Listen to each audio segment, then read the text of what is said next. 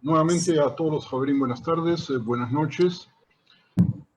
Vamos a ver cómo aprovechamos este tiempo tan cercano a Rosh Hashanah con algún tipo de reflexiones filosóficas, sin olvidarnos que todavía tenemos pendiente algo de un Tane Tokef, que ojalá podamos llegar a verlo, y la explicación más detallada de la aparición de Rabbi Amnon en la historia de un Tane Tokef y todas las hipótesis que se fueron tejiendo alrededor de él. Pero vamos a comenzar con el nombre de Rosh Hashanah. Rosh Hashanah es la conjunción de dos palabras en hebreo, uno que es cabeza y la otra es año.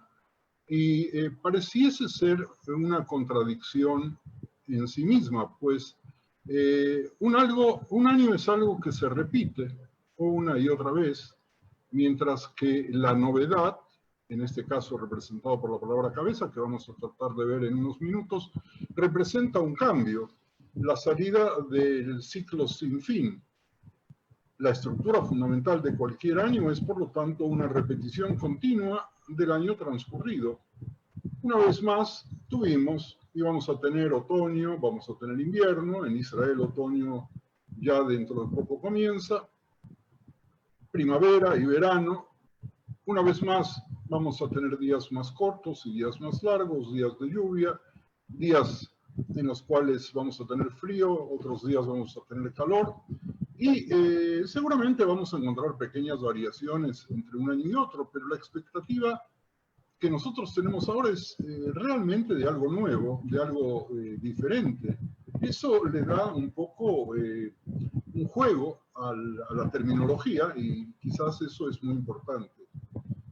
Pero la repetición de los años no se limita al clima o a las estaciones, sino que esta repetición y la rutina son el patrón de nuestra vida en su conjunto. Con algunas raras excepciones, la vida del hombre fluye con la misma regularidad cíclica.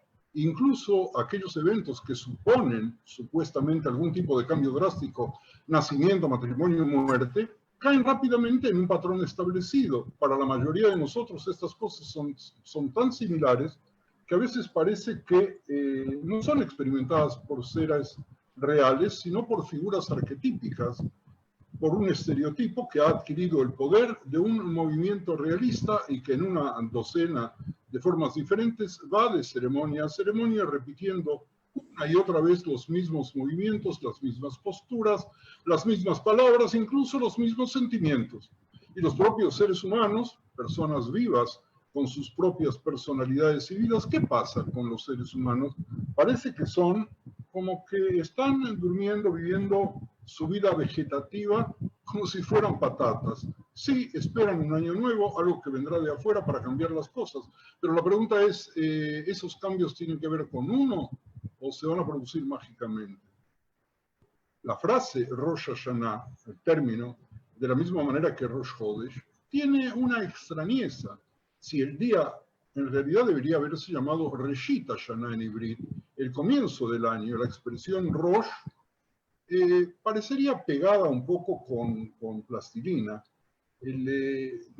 Estamos tan acostumbrados de llamar a Rosh Hashanah que traducimos mentalmente como si fuera el inicio del año, pero no, Rosh es cabeza. Y así como los seres humanos tenemos cabeza, algunos tienen más cabeza, otros menos, también el año tiene cabeza. Rosh Hashanah, por lo tanto, no es solo el punto desde el punto de vista lingüístico, ¿verdad? Desde el cual comienza el año, y no solo la cabeza, sino que es la cabeza que dirige, que funciona literalmente como cabeza del año en el sentido material. El cerebro es el centro del pensamiento. El corazón es el centro de la circulación sanguínea, no de los sentimientos, y el hígado es el centro de la digestión, aparte de la pataleta. Y sin estos tres elementos el cuerpo humano no puede vivir, pero incluso entre ellos hay un orden, y la mente está en la parte más alta. Y ya hemos visto desde el punto de vista casi folclórico que el orden correcto debe ser cerebro, corazón, hígado. Porque en hebreo, si nosotros tomamos las tres palabras de Moach, Lev y Kabet, Moach cerebro, lev, corazón, kabet, hígado, el acrónimo de estas tres palabras es nada más y nada menos que la palabra melech, moach, lev, kabet. Si nosotros cambiamos el orden de moach, cerebro, corazón e hígado, el acrónimo que va a quedar va a ser en algún caso klum, en otro caso va a ser lemech, es decir, el orden no sería un orden inteligente. Esta es una de las explicaciones un poco lúdicas de por qué llamamos a Rosh Hashanah Rosh Hashanah. La mente contiene básicamente a la persona completa, la experiencia completa de su realidad. Y así como existen diferentes sentidos, placer, dolor, calor, frío, también la realidad misma depende de una especie de sentido realista, el sentido que dice que soy. Es un sentido interno que no tiene herramientas sensoriales, sin embargo, internas. El año es un cuerpo completo. La actitud especial hacia Rosh Hashanah como cabeza proviene del hecho de que el año en sí es un cuerpo, un ser completo que tiene una realidad. El año, como cualquier unidad de tiempo, no es solo una unidad de medida fija, sino algo determinado y distinto de los otros. Tiene un principio y tiene un final. El tiempo se mide en índices externos, pero, como en las mediciones de área, está claro que aunque cada pulgada cuadrada es igual a su tamaño, es diferente en naturaleza y esencia. Cada centímetro cuadrado en el mundo es único. No se puede encontrar ni un grano de polvo que valga exactamente lo mismo, lo que también sucede con el tiempo. Aunque se mide a intervalos regulares, todos y cada uno de esos intervalos son una cosa determinada. Cada uno de ellos es diferente, cada uno es nuevo. Bueno, ¿por qué dije todo esto? Porque no solamente para tratar de que comprendamos el concepto de Rosh, sino que a tan pocas horas del inicio de Rosh Hashanah, de un Rosh Hashanah tan particular, tan difícil, tan desafiante como el que tenemos frente a nosotros, es necesario que analicemos y pensemos, y que no hay nada mejor que pensarlo juntos. Tal punto de vista hace que tomemos en cuenta, como decíamos antes de iniciar la transmisión, la cuestión del tiempo y el alcance de su utilización o su pérdida o su desperdicio, porque cada momento es único, Javerim, es único y es irrepetible. Si maté ese momento, como decimos en español, hay que matar el tiempo. ¿Qué estás haciendo? Estoy matando el tiempo. Si maté ese momento, ya no lo puedo arreglar, no lo puedo resucitar, no le puedo dar vida, porque el tiempo de la reparación del tiempo perdido es otra cosa y además acontece en otro momento. En la Kabbalah se dice que el sistema de coordenadas de tiempo y lugar está organizado de acuerdo con un sistema de esferas. Cada punto en el tiempo es una intersección única de tiempo y lugar. En esta definición, cada momento tiene su propia cosa, que ningún otro momento tiene y no tendrá. Tiene su propia experiencia, tiene su propia emoción, tiene su propia acción. Dos momentos consecutivos pueden tener la posibilidad de ser similares, pero en todo caso van a ser parecidos, no van a ser idénticos, sino quizás completamente diferentes. Si se realizó, vayamos al terreno de las mitzvot, una mitzvah en un momento determinado, ese momento específico recibió un determinado rostro, una cierta decoración. Si en otro momento se cometió una infracción, ese momento se malversó, se ensució. Un año nuevo es como el nacimiento de un hijo.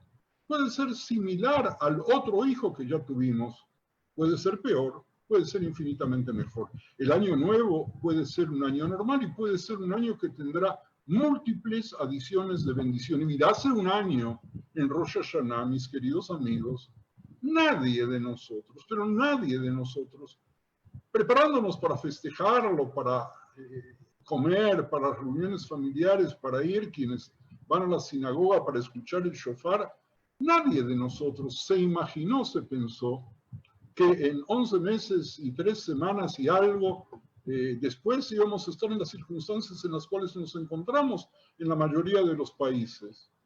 El año nuevo puede ser un año normal y puede ser un año de muchas bendiciones y de mucha vida.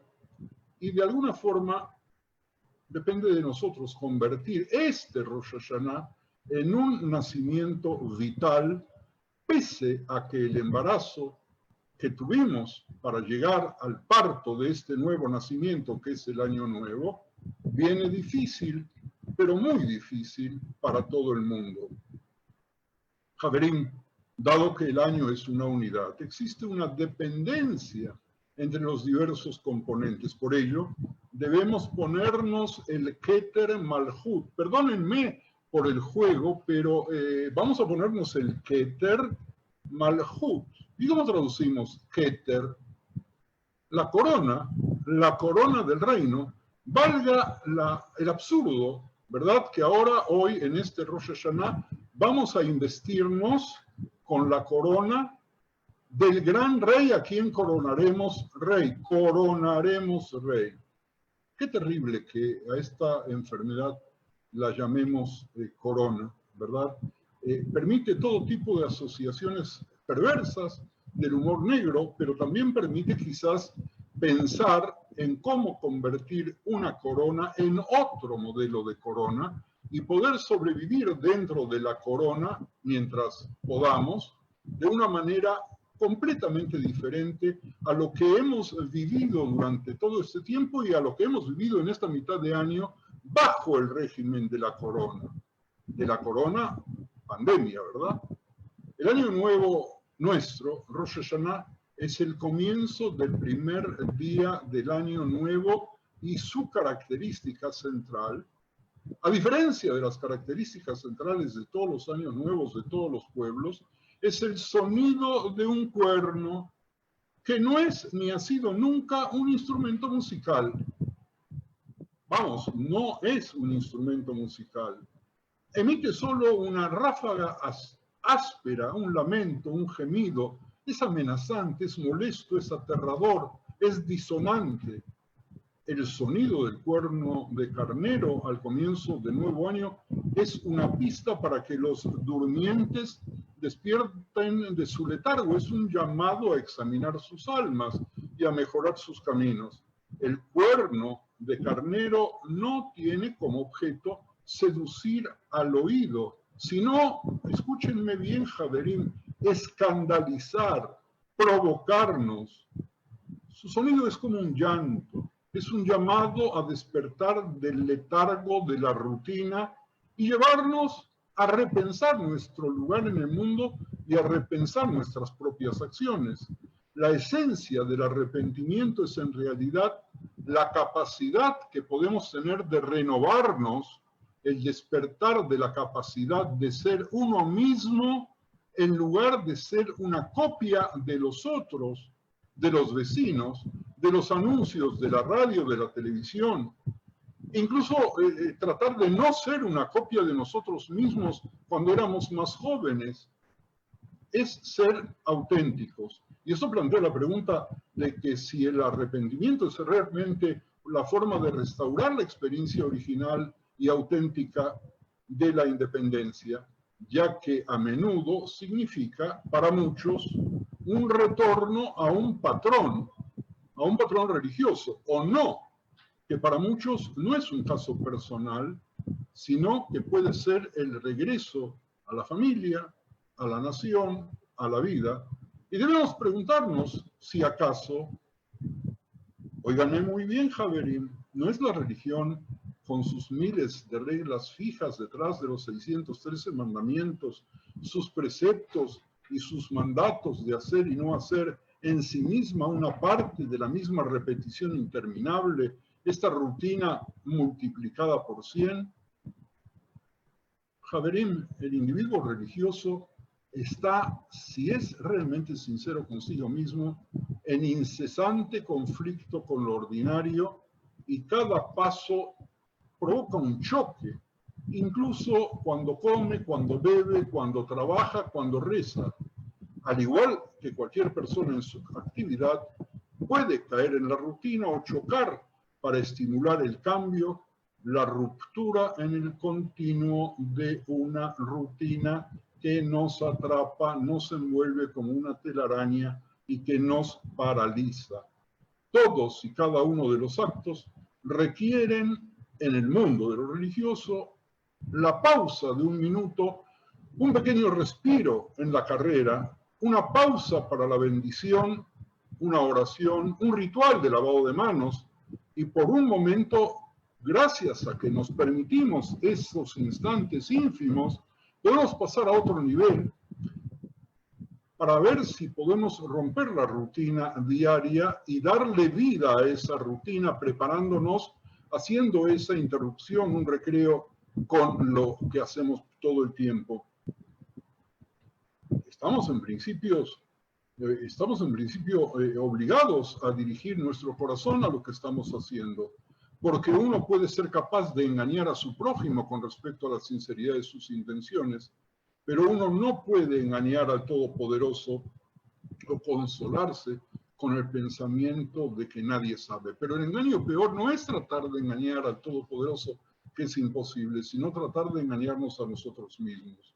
En todos los demás aspectos de la vida, un hombre puede seguir siendo durante años casi un zombi, sin que nunca se le pida que haga más y sin sentir ninguna obligación consigo mismo de entregarse a algo más profundo. Un hombre así puede ser un trabajador excelente, un educador sobresaliente, un líder espiritual, un esposo fiel, un padre amoroso, un primer ministro con mucho éxito, y todas esas cualidades pueden no ser más que una máscara, y peor aún, una máscara sin nada detrás.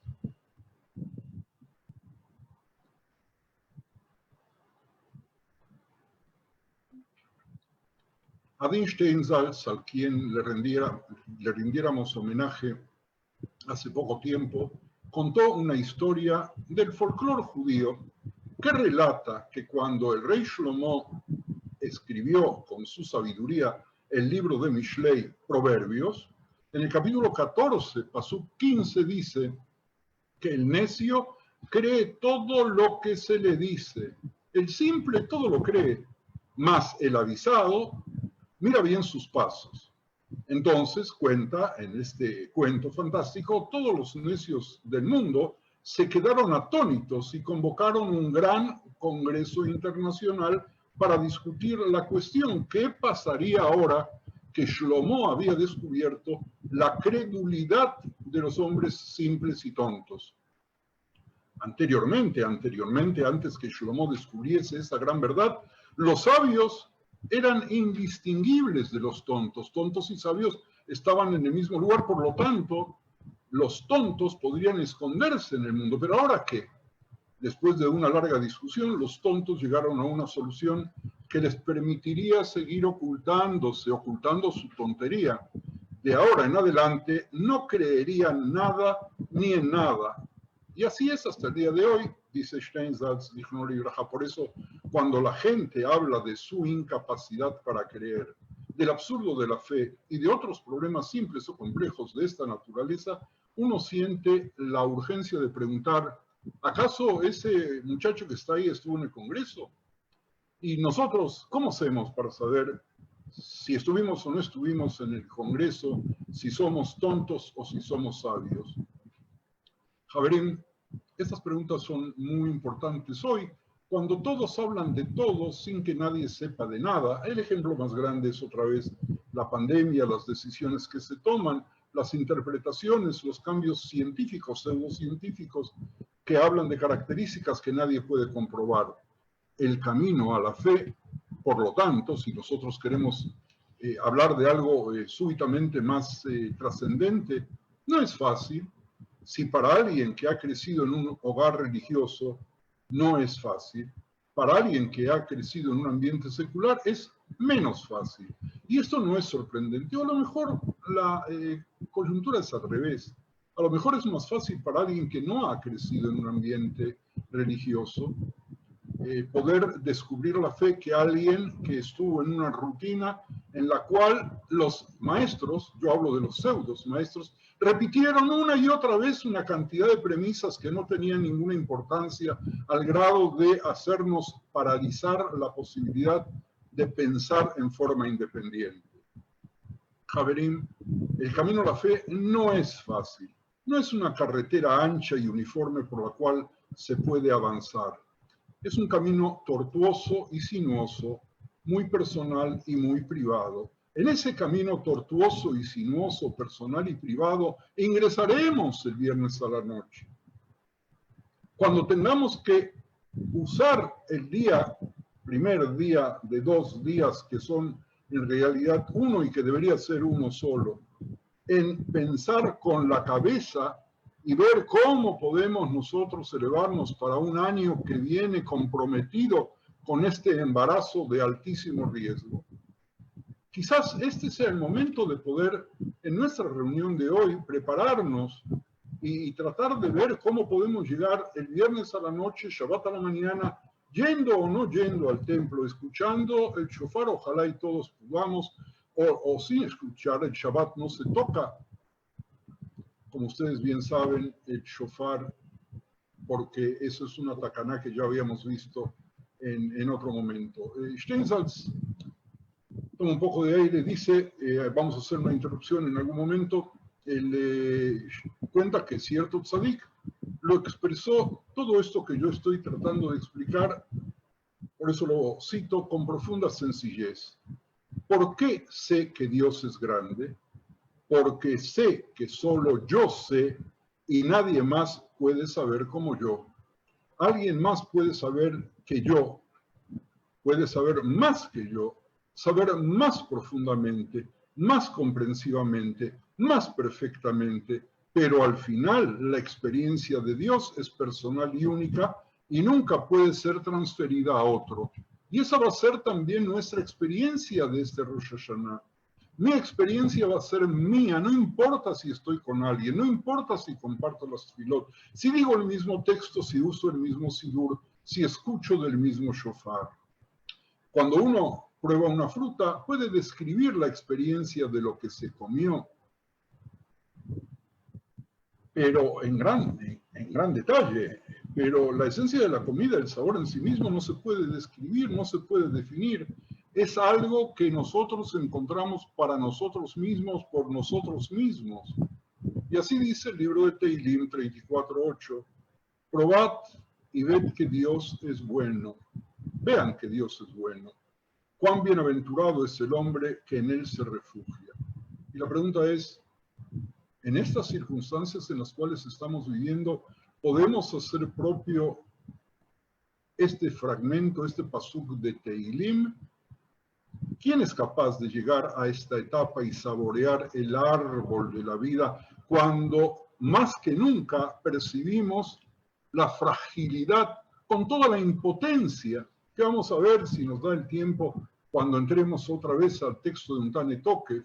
Impotentes porque nada, no somos absolutamente nada, porque no tenemos ningún instrumento, ninguna arma para poder defendernos de circunstancias que nosotros no decidimos.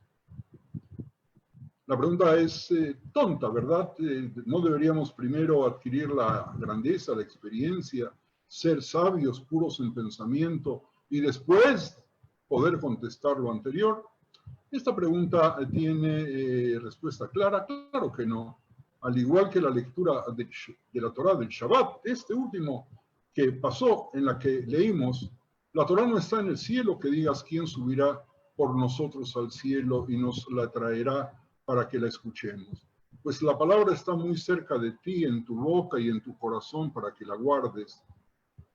Mira, yo he puesto hoy delante de ti la vida y el bien, la muerte y el mal. Wow, solamente de esta pregunta podríamos detenernos, porque el pasuk dice, y elegiremos la vida. No dice elegiremos el bien, porque estamos ansiosos de poder vivir, porque si no vivimos no podemos hacer el bien. Y en vísperas de este Rosh Hashanah, la pregunta, el Siman Sheilá, el signo de pregunta gigantesco que tenemos como espada de Damocles sobre nuestra espalda, es, ¿y viviremos? para poder elegir. Y entonces, la pregunta es, ¿dónde está la fe? No está en el cielo, no está en el más allá en el mar, está incomparablemente cerca, está en nuestros labios, está en nuestro corazón, porque, y esto es cierto tanto para las percepciones teológicas más penetrantes como para la experiencia personal, cada hombre habla de fe y certeza, pero a menudo no se da cuenta de lo que él está diciendo, de lo que su boca dice y el corazón siente. No es siempre lo mismo.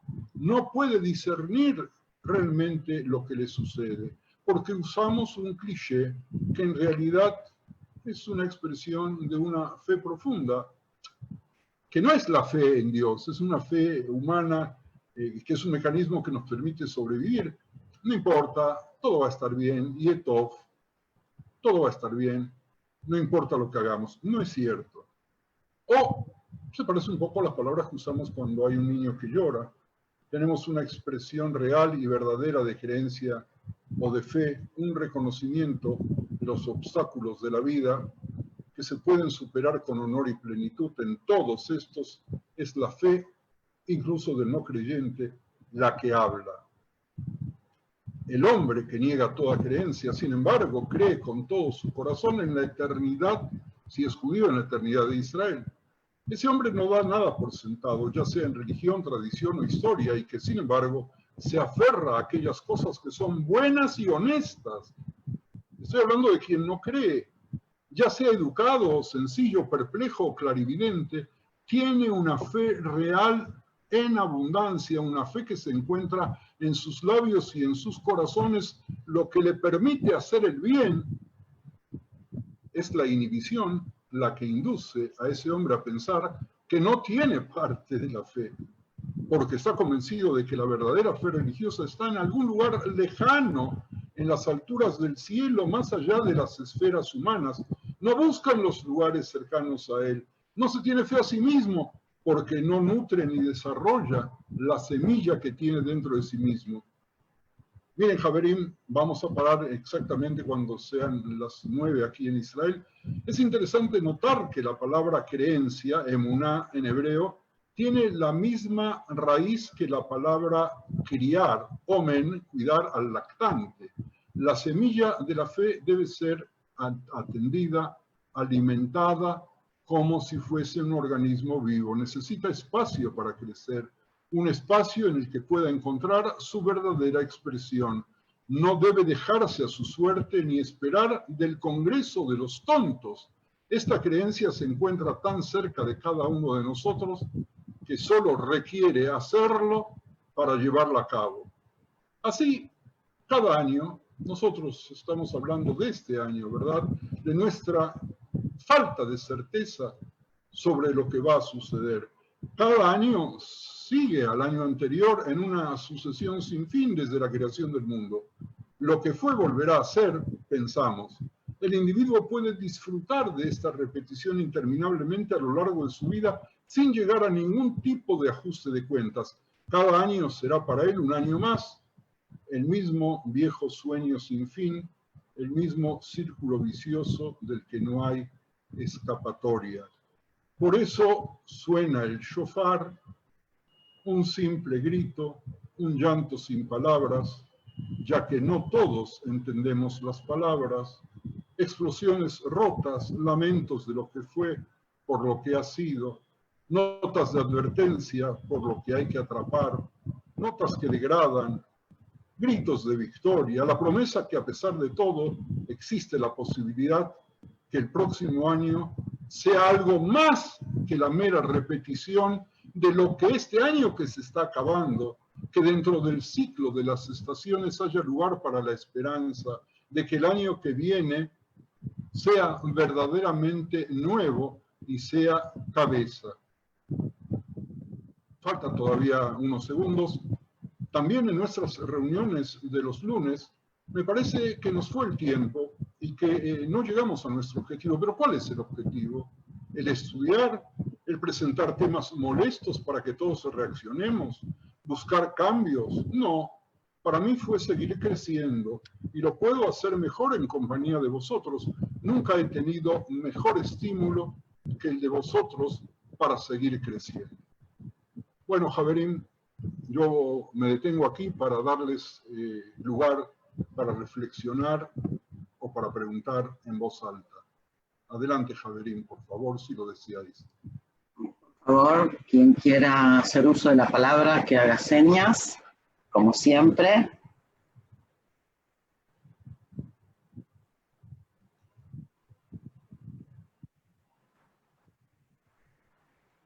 Sí, por favor. Es que no sé quién eres porque tu nombre no figura en pantalla, pero adelante. Abre tu micrófono.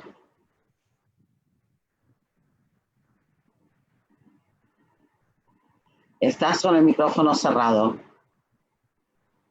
Iniciar audio. ¿Ahora? Sí. ¿Ahora me escuchan? Perfecto. Bueno, yo soy Abraham Smirevich, muy amigo de Yeda. Adelante, por favor, Abraham. No, yo quería saludarlo primero de todo, la locución que él hizo de Rosh Hashanah, de todo esto, y sobre todo lo que hizo también ayer sobre Slijot. La verdad que es un maestro de maestros, Kol HaKavod. Es un honor tener un amigo como Yera, que nos conocemos de tantos años. Entonces, Ken Irbu, ojalá por muchos años que escuchemos así de vos, Yera. Muchas gracias, Abreimele, pero esto es tiempo de clase, así que por favor los Javerim que quieren hablar, gracias Abreimele, pero vamos a dar lugar a los Javerim que quieran referirse al tema que estamos hablando, y si no avanzamos, porque hablaba yo del problema del tiempo. No lo sabía, listo, ok. Shana Tová. Podés quedarte hasta el final, por favor, quedate. Claro, me quedo para escuchar. Ok.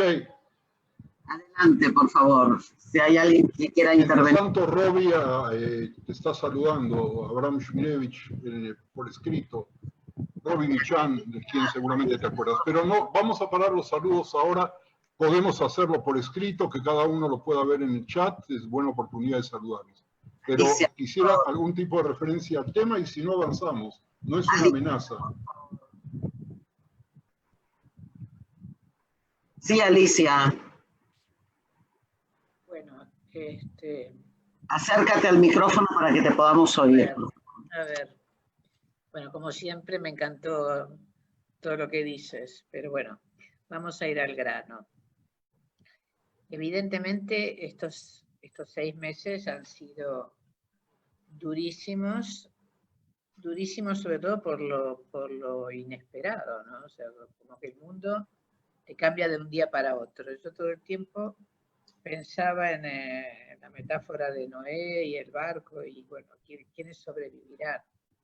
Y finalmente creo que hay una cuestión que es la fe y hay otra cuestión que es la salud mental. Hay gente que no ha estado preparada para encajar esto, de ninguna manera. Y yo tengo amigas aquí en Madrid que me venían con todo el tiempo la queja contra el gobierno y esto y lo otro. Y yo decía, por favor, yo lo que necesito preservar es mi salud y mi salud mental, porque es lo único que me puede defender de esto. Entonces, lo que tú decías de la repetición, sí, hay gente que se pasa repitiendo o quejándose, por llamarlo de alguna manera, toda la vida. Pero como un hámster que está en la rueda, que está todo el tiempo en lo mismo, la misma queja, los mismos mindsets, lo mismo bla, bla, bla. Pero no es tan fácil salirse de eso. A veces necesitas un terapeuta que te muestre en espejo lo que estás haciendo. Pero a veces ni siquiera eso. Porque yo leí hace poco un autor, que os lo recomiendo, que se llama Cyrulnik, que estuvo en el campo de concentración. Él acuñó el término de resiliencia, que ahora está muy de moda, pero no todo el mundo sabe lo que dice. Cuando dicen resiliencia, ¿de qué diablos están hablando? ¿Por qué es resiliente? Porque se le murieron todos, él estaba en una pila de gente muerta, él estaba abajo del todo, y encima de él había una señora que estaba viva, y se dio cuenta que había un nene de 6 años, y lo sacó. Y este nene pasó por las 1001 en orfanatos, esto, bueno, para hacerlo corto, finalmente estudió psiquiatría en París y se dedicó a esto. ¿Por qué? Porque dijo, los psicólogos y psiquiatras no quieren hablar de esto, no quieren hablar de todo este tema de la muerte. Y ahora, ¿qué es lo que está pasando? Que con esta situación todos tenemos la muerte en directo. Querramos verlo o no, en el imaginario está que no nos vamos a morir nunca, no es real. Entonces, la primera cuestión sería, ¿cómo salir del círculo de la repetición? Esto no es una cuestión fácil. Creo que es positivo admitir que todos somos mortales. ¿Qué nos permite esto? Es decir, pues mañana puedo no estar. Entonces, disfrutar el presente.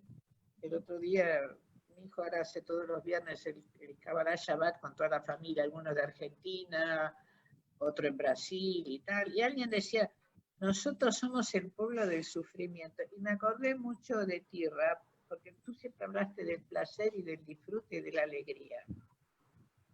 Entonces, la pregunta del millón es, ¿cómo a pesar de los sufrimientos, que de eso entendemos el pueblo judío, yo creo que estamos mucho mejor preparados que cualquier otro para atravesar esta situación que no vemos todavía la luz al final del túnel por toda nuestra historia, pero cómo hacer o cómo ayudar a otros a cortar ese círculo vicioso del hámster.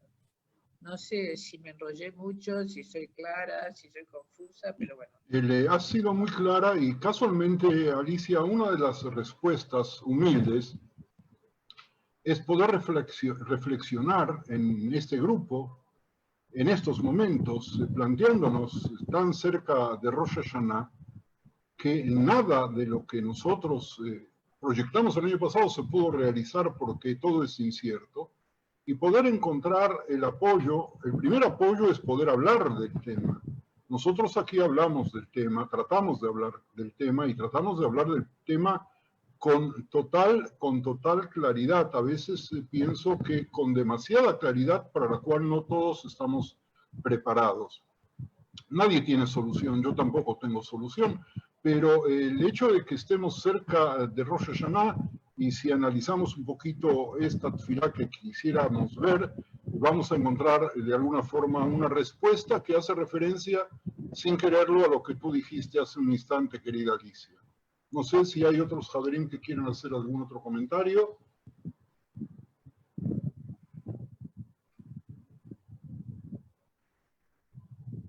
No que yo vea. Ok. Ah, perdón, Rachel. Sí, Rachel. No te oímos.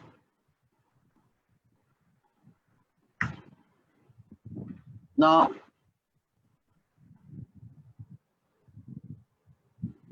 ¿Ahora me oyen? Ahora sí. Ok, sin duda ha sido un año muy difícil para todos. Un año de muchas pérdidas, pérdidas materiales, pérdidas emocionales. Y lo que yo he aprendido en estos meses es levantarme cada día, voltear a mi alrededor y agradecer por lo que tengo. Agradecer la salud y agradecer a mi familia y seguir adelante. Eso es lo que me ha enseñado este año y eso es lo que me han enseñado estos últimos meses. Gracias.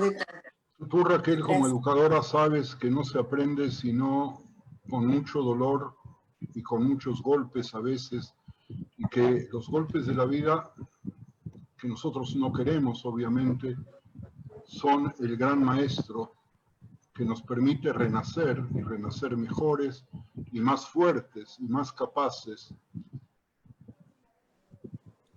Y todo pasa por algo, todo tiene un fin, todo está perfectamente bien planeado. Shana Tova a todos. Shana Tova. Shana Tova. Sí, Rafa. Hola, hola. Sí. ¿Quién saludó? ¿Quién dijo quién quiere hablar? Bueno, seguimos. Sí. Jorge. Mira, Jorge, ¿dónde estás? Acá. Bien. Sí, Jorge, adelante. Puedo decirlo ahora o puedo decirlo al final, es lo mismo, lo que el rap les quiera. No sé lo que quieres decir, Jorge. Si es lo que me escribiste, no lo digas, escríbelo en el No, chat. no, eso no. Voy a hacer una reflexión de lo que has hablado. Okay, yo humildemente, lo que aprendí de todo esto, a lo mejor algunos lo necesitábamos más, otros lo necesitábamos menos. Para mí fue una demostración total y absoluta de quién es que maneja el mundo. No voy a preguntar por qué, porque no sé mis cosas, no voy a saber lo de él. Pero tenemos que hacer una cosa, lo escuché ayer y realmente me impactó. Este tiene que ser el mejor Rosh Hashaná de nuestra vida, porque con esto tenemos que servir al rey, no en el palacio, no con todos los lujos, no con el templo donde tenemos 300, 400 personas, yo tengo mi lugar, estoy sentado al lado de lo que yo quiero, no, donde estemos. Tenemos que tratar de coronarlos íntimamente a cada uno de nosotros. Los que aprendimos, los que podemos aprender, porque es muy, muy difícil. Este año fue terrible para todo el mundo.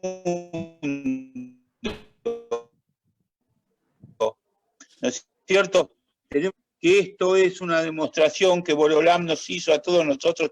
Vaya a saber sus cuentas cómo son. Pero tenemos en este momento que reforzar y tenemos todos los motivos para poder coronarlo. Y como dijo muy bien la señora que habló recién, ver todo lo positivo que nos quedó a nosotros. Humildemente quería decir eso. Muchas gracias, Jorge.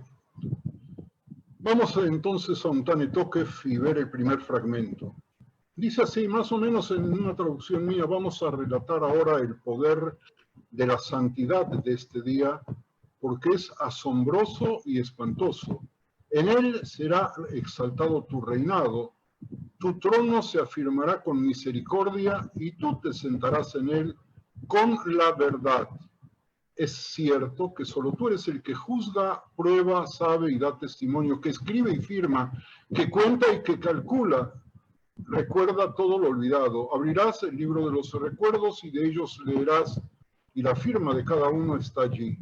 Y se tocará el gran shofar y se oirá una voz suave y apacible. Repito, gran shofar, pero la voz sale suave y apacible.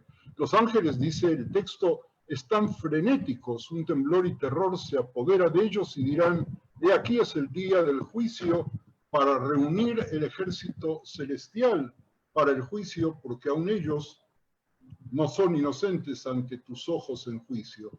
Pirkei Avot dice, reflexiona en tres cosas y no caerás en transgresión. Conoce lo que está sobre tu persona, un ojo, Ain Roa, un ojo que ve, un oído que oye y un libro en el que están escritas todas tus obras. Hay una frase maravillosa que acabamos de leer, suena un gran shofar y se escucha una voz suave y apacible, y aquí está Dios mismo tocando el shofar. Él no grita en nuestros oídos, tiene una voz suave y apacible. Pese a ello, los ángeles tiemblan. Esa voz suave y apacible es lo que aterroriza a esos ángeles, no el gran ruido. Pero si Dios te susurra al oído y te dice a ti, Javerá, que estamos aquí reunidos, eres un ángel, eso es aterrador. Piensa para ti mismo, wow, podría ser así de grande y mira qué pequeño soy. En Rosh Hashanah del año pasado nos proyectábamos como grandes y en este Rosh Hashanah nos proyectamos en nuestra pequeñez, escuchando o tratando de escuchar no el sonido del shofar que va a tocar el Baal Shofar, el Baal Toquea, sino el sonido gigantesco del shofar inconmensurablemente infinito, pero del cual sale una voz suave que trata de hablarnos en el corazón. Y entonces, nosotros contestamos para el arrepentimiento, la oración, pero el arrepentimiento, la oración, y la justicia evitan el decreto severo. Vamos al segundo fragmento de Untane Tokef, que describe la impotencia esencial de los seres humanos. Ya habíamos hablado hace unos minutos de ello, que se comparan con una pieza, miren ustedes qué poesía, de cerámica rota, de paja seca, de una sombra pasajera, del polvo arrastrado por el viento. No se expresa cuando un individuo recita una oración que refleja fuertemente la mortalidad humana. Ese es un concepto pronunciado por los ángeles de la destrucción, los Malachei Jabalá, y varios acusadores, Mastinim en los cielos. Sobre mi opinión de los ángeles ya la conocen ustedes, por lo tanto no me voy a detener aquí. Vamos al tercer párrafo. Pide misericordia divina, sobre la base del hecho de que el hombre por naturaleza es innatamente impotente, inmortal, aunque pensemos de nosotros mismos que somos omnipotentes y eternos. Eso en referencia a lo que dijo Alicia. Condiciones que harán que una deidad misericordiosa pueda perdonar las ofensas. Y aquí hay un eco a la desesperación que aparece en el libro de Coelet y que aparece en el libro de Yeshayahu, del que aparentemente se basa el texto escrito por seres humanos, Javerim. Esta es una tefilá escrita por poetas, ya habíamos visto y discutido la autoría, ¿verdad? Con la afirmación contrastante de que Dios es eterno y imperdurable, pero el texto hace referencia a nosotros de que Adam y Sodome, Afar, el origen del hombre, también desde las escrituras bíblicas, es el polvo, es decir, nosotros no somos nada, salimos del polvo y al polvo volveremos. Todo el género humano va a pasar en Rosh Hashanah como rebaño de ovejas, delante de un pastor que apacienta su rebaño, haciendo pasar ovejas bajo su cayado. Así harás pasar, contar, calcular y considerar el alma de todos los vivientes y repartirás los destinos de todas tus criaturas para inscribir su veredicto. Y llegamos al cuarto fragmento de la tefilá. En Rosh Hashanah se inscribirá y en Yom Kippur se sellará cuántos pasarán de la tierra y cuántos serán creados, quién vivirá y quién morirá después de una larga vida y quién antes de su tiempo, quién por agua y quién por fuego, quién por espada y quién por bestia, quién por hambre y quién por sed, quién por agitación y quién por plaga, quién por estrangulamiento y quién por lapidación, quién descansará y quién vagará, quién vivirá en armonía y quién será acosado, quién gozará de la tranquilidad y quién sufrirá, quién se empobrecerá y quién se enriquecerá, quién será degradado y quién será exaltado. Todos los años decimos esta tefilá. Miren ustedes cómo cambia el significado del Untane Tokef del año pasado, que dijimos en Rosh Hashanah 2 veces y que dijimos en Yom Kippur, aquellos que dicen esta oración, que no son todas las comunidades, y cómo estas palabras tienen un significado completamente diferente en el 5781. Y vamos a repetir, el arrepentimiento, la oración y la caridad anulan la severidad del decreto o anulan el decreto severo. Podemos leerlo de las dos maneras. Y miro el reloj y veo que se nos va el tiempo y se nos va la vida con el tiempo si no lo aprovechamos bien, porque tu nombre, mi Dios, significa tu alabanza.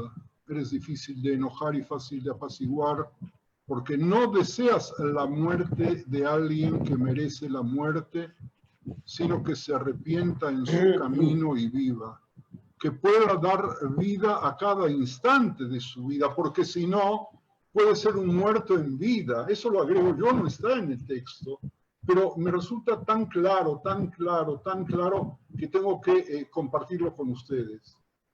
Hasta el día de su muerte, Dios nos aguardará. Si nos arrepentimos, lo aceptará inmediatamente. Es cierto que eres su creador y conoces su inclinación, porque nosotros somos de carne y hueso. El origen de un hombre es del polvo y su destino será el polvo.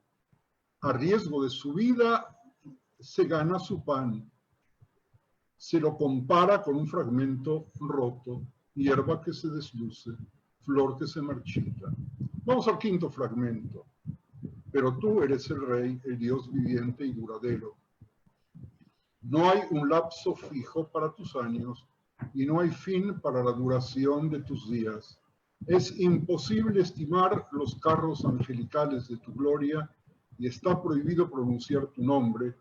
Tu nombre es digno de ti y tú eres digno de tu nombre y has incluido tu nombre en nuestro nombre.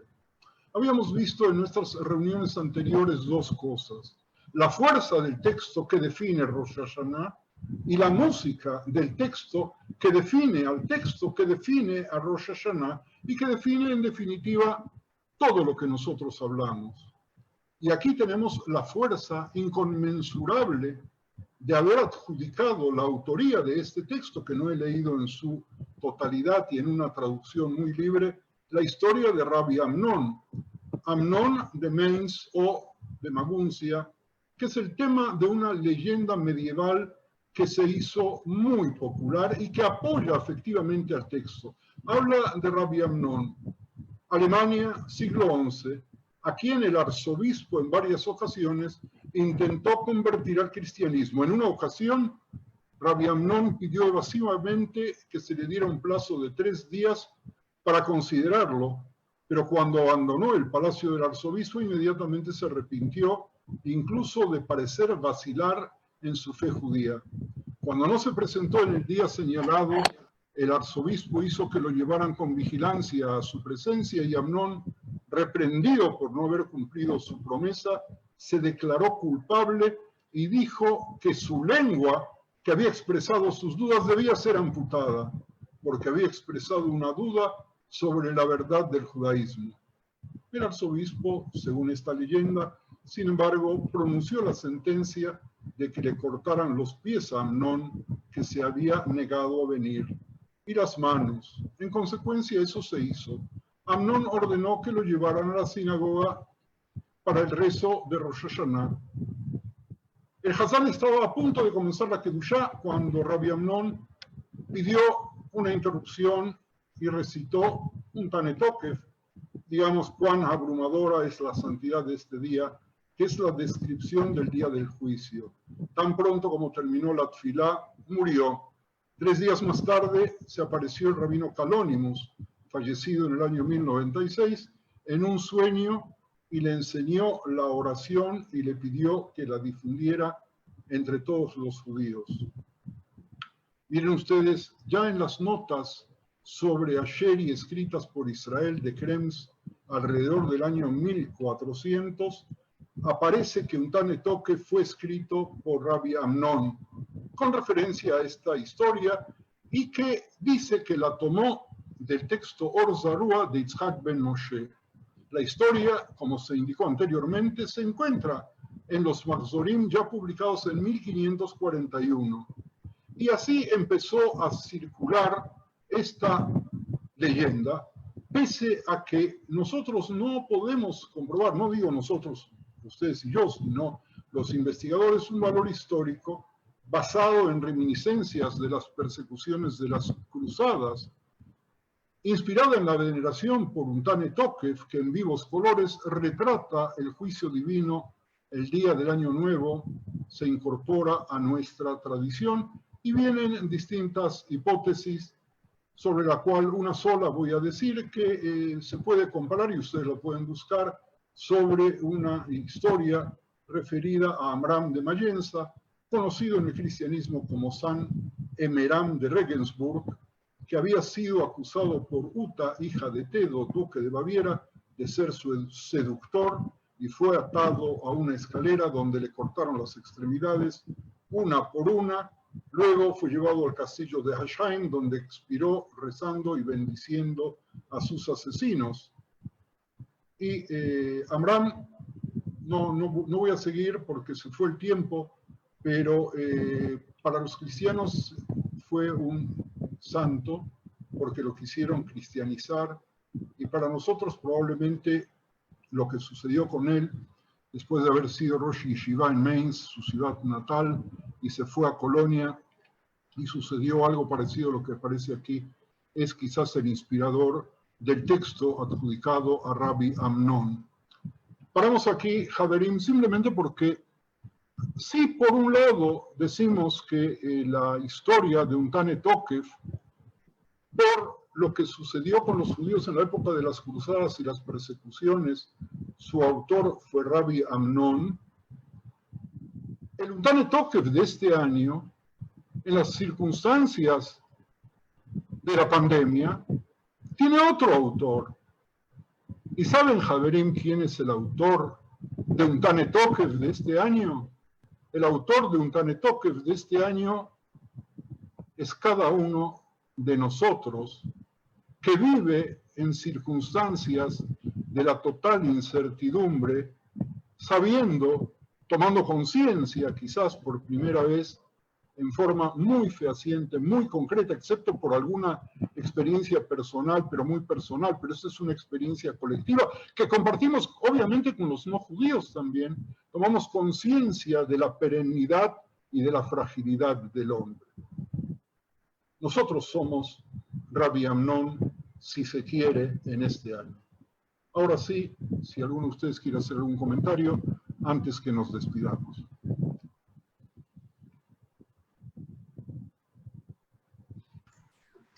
Sí, Bruria. Hola, buenas tardes. A ver, yo hago dos diferencias de lo que es el juicio. Entendemos, a ver, como seres humanos frágiles tenemos un finiquito, todos vamos a morir. Es lamentable, pero bueno, es así. Pero yo creo que el juicio al que estamos expuestos en Rosh Hashanah y en Yom Kippur es más bien, no es un juicio físico, es un juicio espiritual sobre lo que hemos hecho, y la muerte a la que se refieren no es una muerte física, es una muerte espiritual. Es algo que ya a Hashem que no le sirve para nada, porque no tiene vuelta.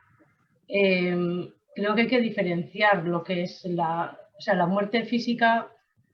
Sí, es importante, es válida, pero todos vamos a pasar por ello. Y yo creo que realmente a lo que deberíamos de estar preparados es a la muerte espiritual, a ser lo más dignos posibles de Hashem para no morir.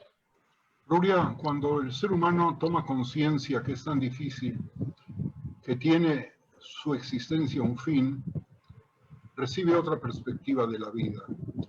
Porque la muerte es parte de la vida y la única manera de poder verla en su totalidad es exclusivamente sabiendo de nuestra perennidad. No sé si hay algún otro Javer o Javera que quiera decir algo.